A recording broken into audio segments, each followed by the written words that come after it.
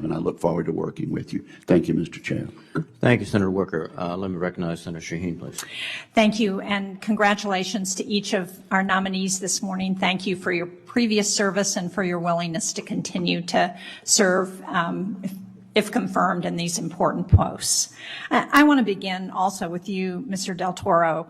Last week, Senator King and I went with Deputy Secretary Kath Hicks to the Portsmouth Naval Shipyard, which is shared between New Hampshire and Maine.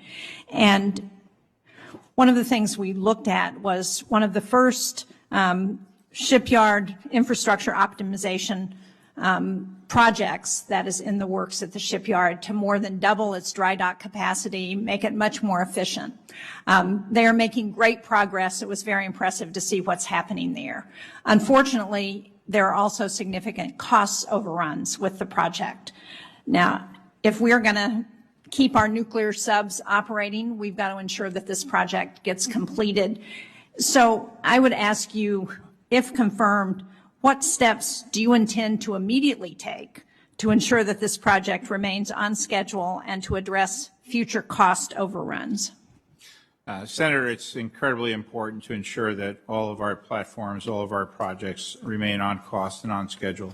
As a small business owner for the past 17 years, I know the value of a dollar, and if confirmed, I understand the responsibility that I would have as Secretary of the Navy to ensure the return on investment that the American taxpayers make in supporting our Navy.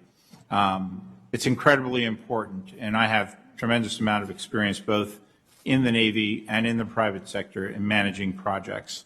It's incredibly important to ensure that, for one, requirement creeps don't interfere with the continuing cost of projects. Having the right program managers in place and the right oversight from their leadership to ensure that these projects stay on track. And when we identify problems that are challenging problems, that we immediately pay attention to them and take necessary actions to correct them. So it takes a team to make that happen. They have to have the support from their senior civilian leadership in the military, in the military as well, for it to be an effective solution. So as someone who has actually managed projects for 40 years, I look forward to the challenge, if confirmed, to be able to work with my teammates in the Navy Marine Corps team to be able to do that. Well, I appreciate that sentiment and hope that you and Admiral Gilday will come back to this committee with specific measures that you're taking to address the potential cost overruns. As you know, our 4 public shipyards are critical to ensuring that our Navy remains operational and competitive. Dr. Carlin, I was pleased to hear President Biden address steps that the administration is taking to help our Afghan allies who work so hard alongside of our troops for the last 20 years. As you know, we've had a backlog of special immigrant visa requests for years to help get those Afghan allies out of harm's way.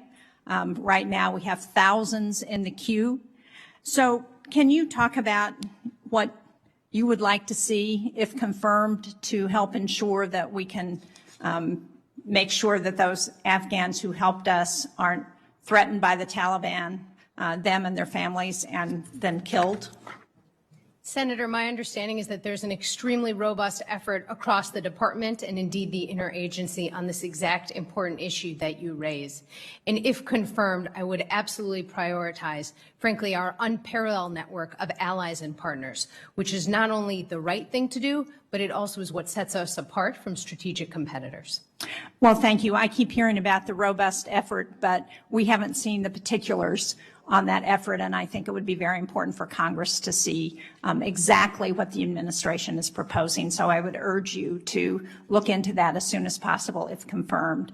Can I also ask you about what other measures you think that we can take to help address the threat to Afghan women and girls now that we are withdrawing our troops? I think it is critical that we maintain a relationship with the Afghan government and with our Afghan partners. I believe the President and the Secretary of Defense have been quite clear on that. We have seen tremendous gains by Afghan women and girls in particular over the last 2 decades, and along with our closest allies and partners, it will be important to continue helping them. I agree, and I hope you will do everything possible to try and address that need. One of the things I've heard from women leaders in Afghanistan is that the more Americans can speak out at a high level about the threat, the more helpful they see it. Thank you.